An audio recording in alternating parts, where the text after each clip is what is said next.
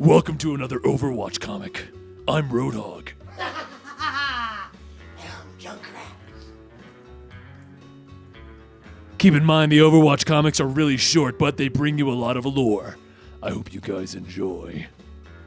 Over in the outskirts of Junkrat in the Australian outback, there's a repetitive clang, clang, clang as the scavengers begin to raid an abandoned farm. The woman tells the man to be quiet, and he smiles. What? I can't believe no one stripped the farm yet. She looks at him. We ain't the first to try, so shut it or we'll become cactus. Not likely. Old Ducky's loaded tonight. She eyeballs him. Like I trust you to land a shot? Believe me, if we wake the hog, we're... And that's when there's a crack as the walls are being torn apart. We're dead. Roadhog steps forward, opening fire on the two scavengers, and they leap for cover behind a low wall. The man jumps out shouting, "Say hello to Ducky!" And that's when a hook flies through the air, grabbing him and pulling him back towards Roadhog as he drops old Ducky. Roadhog grabs him by the throat, lifting him off the ground. He tries to struggle, he tries to free himself, but he resorts to offering Roadhog everything that they have if he just leaves them alone. And so they run off, leaving him with a bag of scraps. He watches them run off, thinking to himself, world deserves them. They could scrap every panel here, and it wouldn't get them a mile towards a real city, but it'll get me somewhere. Shortly after this, Roadhog finds himself in front of the mighty gates of Junkrat, a city built on scrap and ruins in the wake of the war.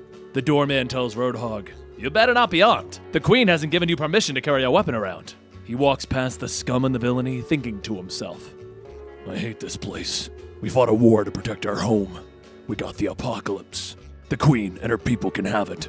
They deserve what they get, and everyone's left fighting over the ashes, with a few exceptions. He makes his way into a garage where an old man turns back facing him. The old man eyeballs Roadhog, and Roadhog shows him the bag of scraps.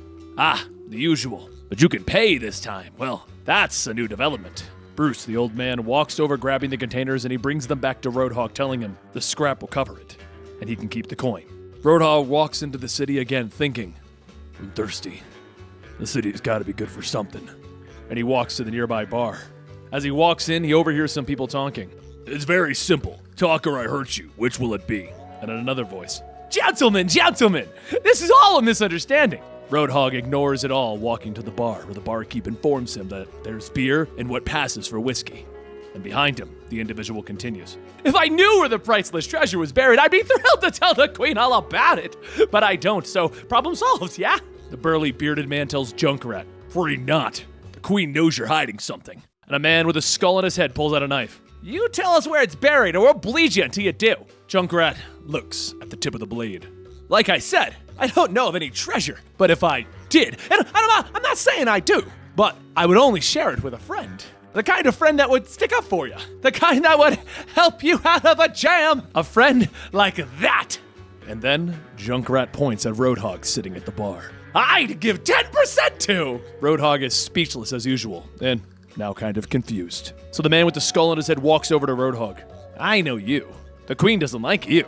Don't think she's forgotten what you did. But lucky for you, I'd be willing to forget that I saw you, for old time's sake. Off in the distance, Junkrat is still trying to get Roadhog to help him. 20%! 25! The skull man looks at Roadhog. Just sit there, like a good little piggy, and there'll be no need for you to squeal. Roadhog shatters his beer mug, and he gets up, and in a few short swings, he takes out the whole gang, and he throws them out of the bar. Junkrat stands there all triumphant. I knew it! I knew you looked like the fine, upstanding sort! But Roadhog thinks to himself, this idiot. Roadhog walks over to him. 50%. As Junkrat tries to alter the deal yet again, Roadhog thinks, he's a liar. Lies to himself most of all. But he's not the quiet type. The world deserves him. Deserves both of us. And we'll make sure they don't forget. And there you have it, another one of the amazing Overwatch comics. I love these things, they're amazing. Now, I'm gonna drink this down to heal my life up. Follow us on Twitter at Comicstorian.